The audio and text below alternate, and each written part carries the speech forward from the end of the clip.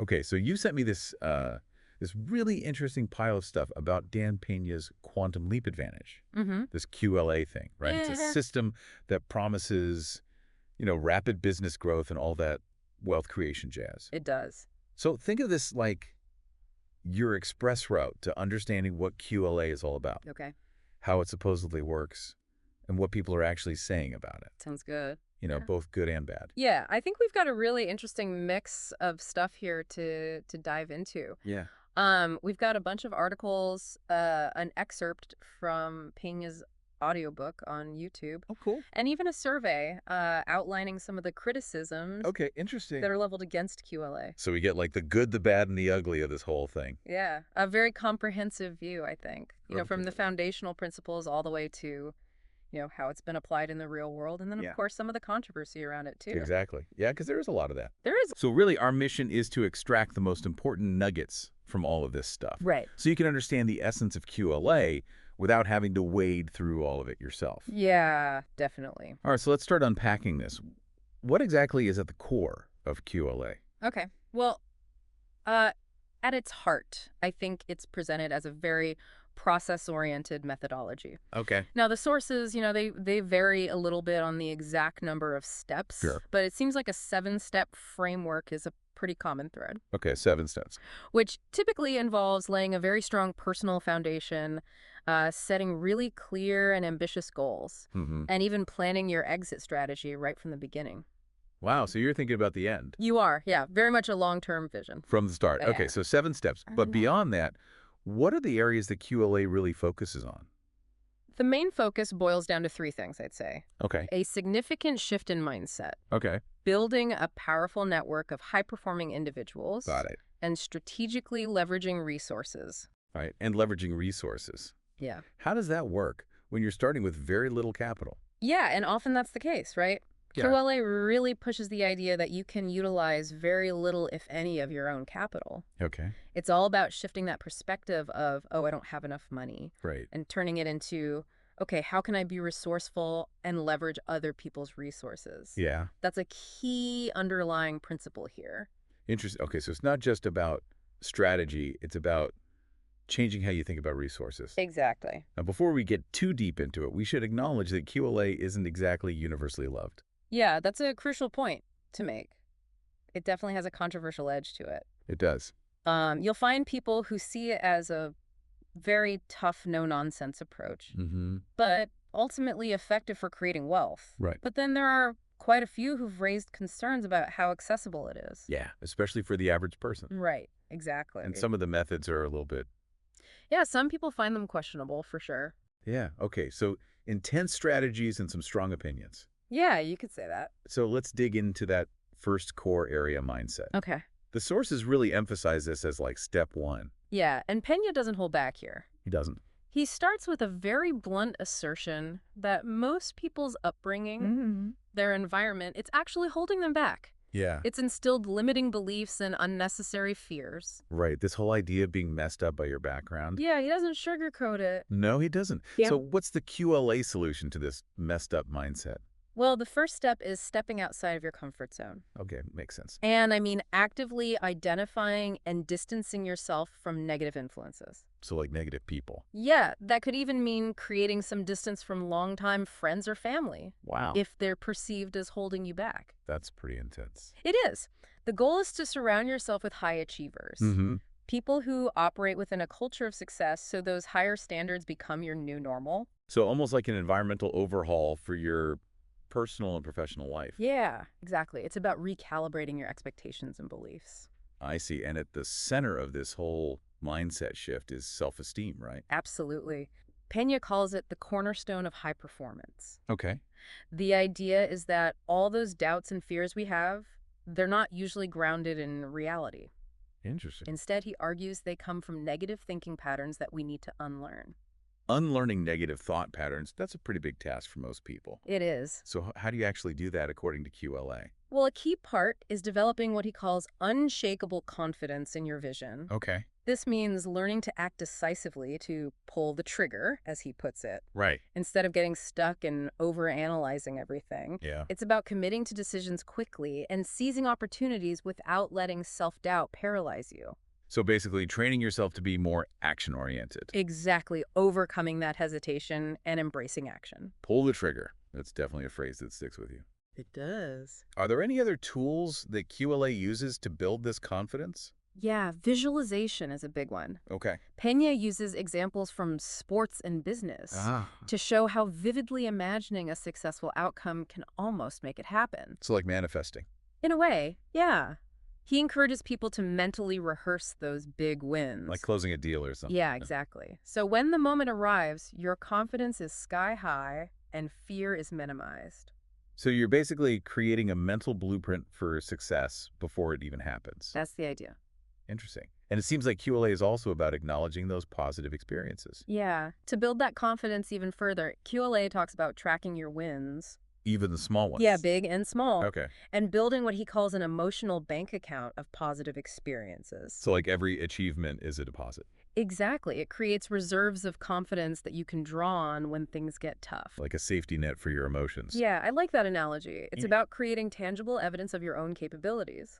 Okay, so you're basically feeling your self-esteem with these concrete wins. That's the goal. Makes sense. Yeah. Now, it's not just about internal stuff, right? QLA also have these specific lifestyle habits that it promotes. It does. Peña advocates for discipline habits. Like what kind of habits? Things like waking up early. He's reportedly up by 5 a.m. himself. Wow. Dressing for success with the advice to dress like the president when meeting people. Okay. And always having that attitude of urgency. Dress for success and urgency, those are pretty common pieces of advice. They are. But I know QLA has a particularly strong stance on work-life balance. Yes, especially in the early stages. Right. Peña is very much against work-life balance during that initial push. Yeah. He expects his mentees to be putting in 100-hour work weeks. 100 hours. Yeah, 100 hours. Wow. Completely committed to their goals. It's all about that intense effort to achieve the quantum leap. 100-hour work week, that's a serious commitment. It is. It really shows how intense this whole thing is. Yeah, and it raises questions about burnout and the long-term impact on personal life. Right, even after that initial push. Exactly. But all of this seems to lead to one core principle that Peña emphasizes. Right, the principle of act as if you are already successful. Okay, what does that actually mean in practice? It means carrying yourself with confidence, communicating with certainty, and surrounding yourself with other winners. Okay. The idea is that these behaviors strengthen your self-belief, but also influence how others perceive you. So you're kind of projecting this image of success. Exactly. Yeah. And that's crucial for later stages of QLA. Like when you're building your network or raising capital. Right. You're pre-programming your mind and influencing others before you have tangible results. It's almost like faking it till you make it, but with a more intentional twist. Yeah, I think that's a good way to put it. All right, so let's talk about the money part. Okay. This is step 6, raising capital. Right. So you've got that act as if mindset. Mm. But the big question is, how do you actually fund these ambitious acquisitions? That's the question everyone wants answered. Yeah. And Peña knows it. He does. He acknowledges that how do I get the money is what people are most eager to hear about. I bet. And the QLA method is known for its insistence on using little or none of your own money. Right. It's all about OPM, other people's money. OPM, that's a classic finance concept, but QLA has a very specific take on it, It does. especially with Peña's colorful language. Yeah, he's not shy about it. Now, how does he describe this whole OPM approach? Well, one of his famous lines is, you don't need to use your own money to do QLA because you're piss poor. Okay, It's blunt. it is. But the message is clear, a lack of capital isn't a barrier. Right. He believes the system is full of money looking for a return. Okay. And you, as a QLA dealmaker, you're presenting an opportunity for that capital to be put to work. Interesting. So it's not about having money, it's about being the conduit for the money that's already out there. Okay. And he uses some pretty direct analogies to explain this. He does. I've heard about the having sex with your banker one. Yeah, that's a classic Peña line. Less. It is. It's meant to demystify raising capital. Okay, so beyond the shock value, what's the real takeaway he wants people to understand? The point is banks want to lend money. It's how they make profit. Right. but they need to be confident that you'll repay the loan. Okay. So it's about reassurance and a strong pitch. And overcoming that fear of approaching financiers. Exactly. He always says, no one ever died from being rejected by a bank. Right. Rejection is just part of the process. So you need to develop a thick skin, basically. Pretty much. Okay, so it's numbers game and a good presentation. Exactly. But what does that look like in practice? Well, the QLA approach is about contacting a lot of lenders and having a well-crafted pitch ready. Like a script. Yeah, a script, and supporting materials that explain the opportunity. So it's a very systematic way of engaging with these lenders. And I've heard that he really emphasizes practice. Oh, yeah. He used to do role-play sessions in his seminars. Really? Yeah, where attendees would act as the banker grilling the students. So like a simulation. Exactly. What kind of objections would they have to handle? The typical stuff, like, Okay. your team's great, but you personally lack experience. Or what happens if the economy tanks? Yeah, those are valid concerns. They are. So the goal is to anticipate these questions and have good answers ready. Right. By the time they're talking to real lenders, they've already rehearsed it all. Okay, so it's preparation. Pretty much. And I know QLE deals often involve more than one source of funding. That's right. You often have a primary senior lender who provides the bulk of the loan, and then seller financing might play a role. Okay. Sometimes even multiple banks or mezzanine financiers are involved. Mezzanine financiers, what are those? They're lenders who provide capital that's kind of in between debt and equity. Okay, so like a hybrid. Yeah, you could say that. But the main idea is to use other people's money to finance as much of the purchase as possible. It's close to 100% as you can get. And the sources even mention exceeding the purchase price. Yeah, Peña encourages that. Really? Yeah, so the financing covers not just the price, but also transaction costs and maybe even some initial operating capital. So you're coming out ahead from the start. That's the goal, minimizing the need for any of your own funds. That's some serious leveraging. It is. Now what happens when a lender says no? The advice is don't get discouraged. Easier said than done. It is, but instead you log the rejection, learn from any feedback they gave, Okay. and move on to the next lender. So persistence is key. Absolutely.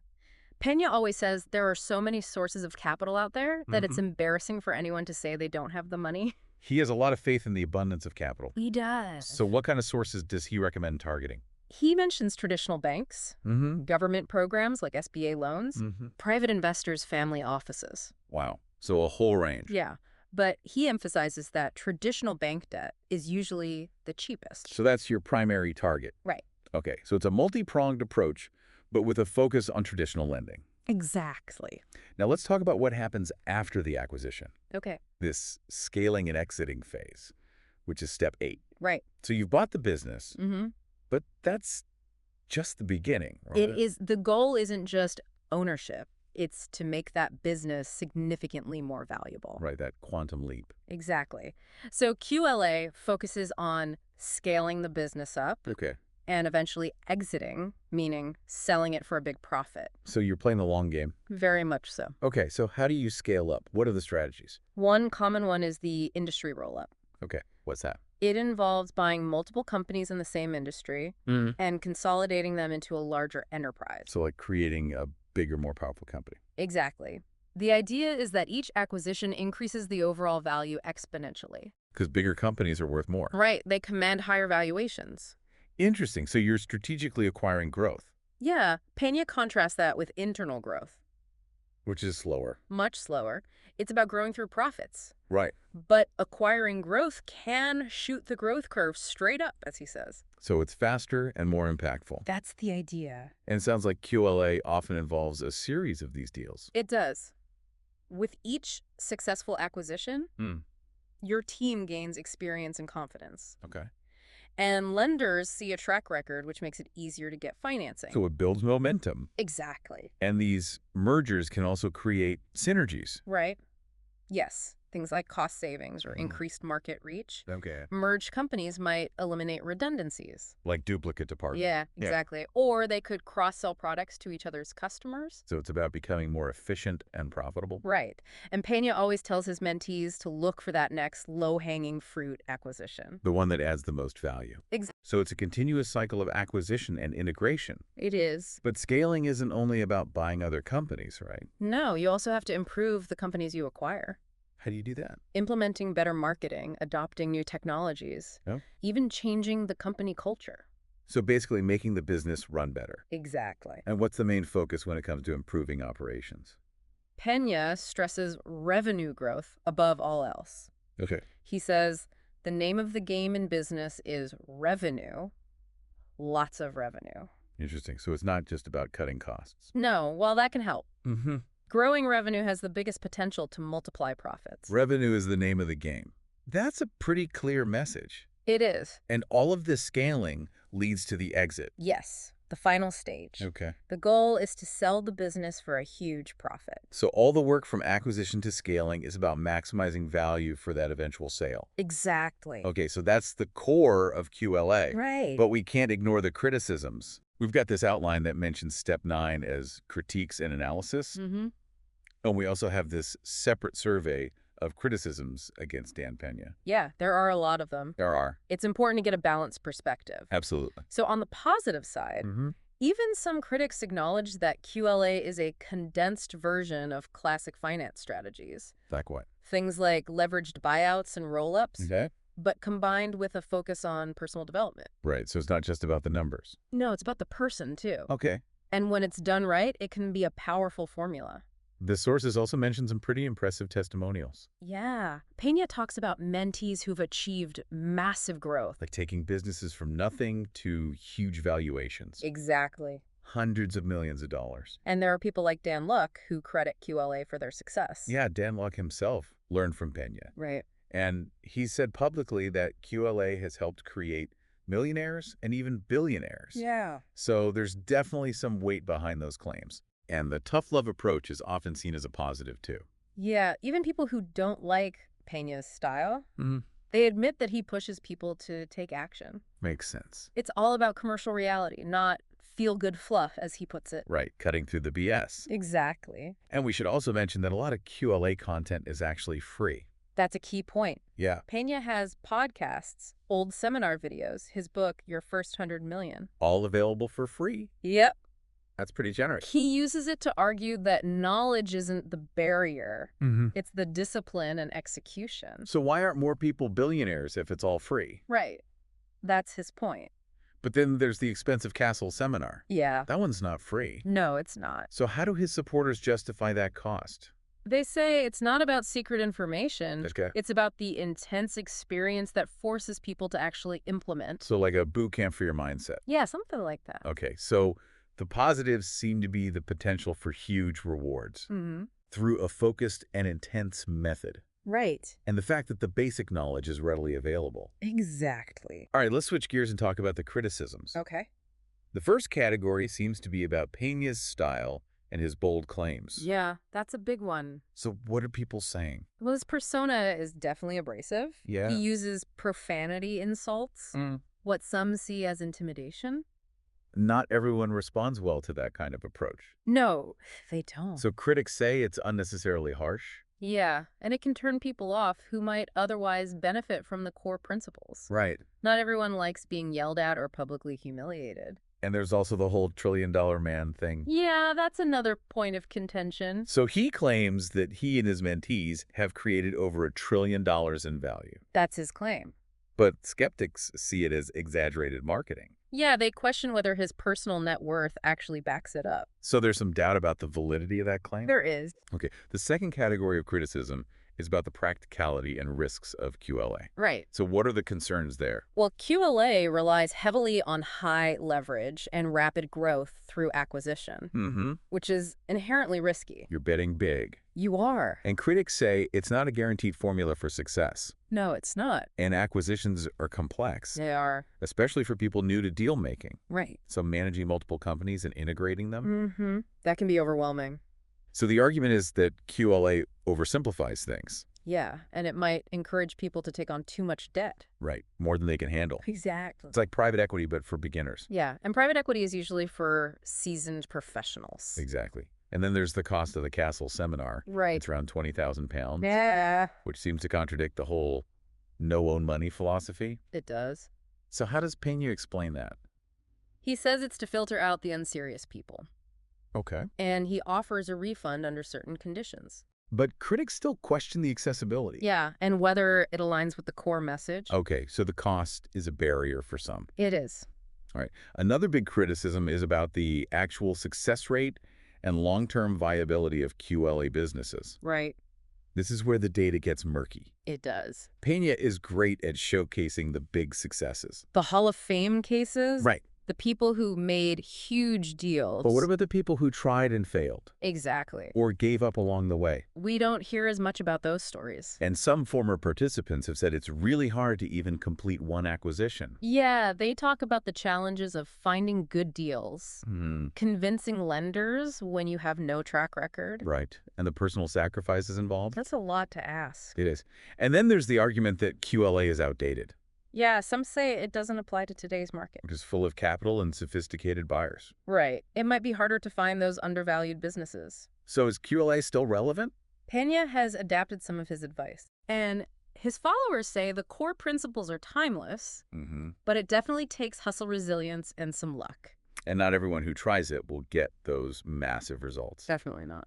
Okay, so the success rate is hard to gauge. It is. And there are questions about its relevance in the current market. Right. Finally, some people have criticized the quality of the QLA materials themselves. Yeah, some find them low quality or even incoherent. Okay. And the focus on high leverage and rapid acquisition is seen as risky by some. So there are concerns about the content and the advice being given? There are. Okay, so we've got this mix of admiration and criticism. What's the key takeaway for our listener who's trying to make sense of it all? Well, I think the main takeaway is this QLA has some solid business principles. Like what? Buy low with other people's money, get good management in there, build value, and sell high. Okay, classic stuff. Yeah, but to actually make it work. You need more than just the basics. You do. It takes extreme discipline, grit, strong people skills, and a high tolerance for risk and rejection. So it's not for the faint of heart.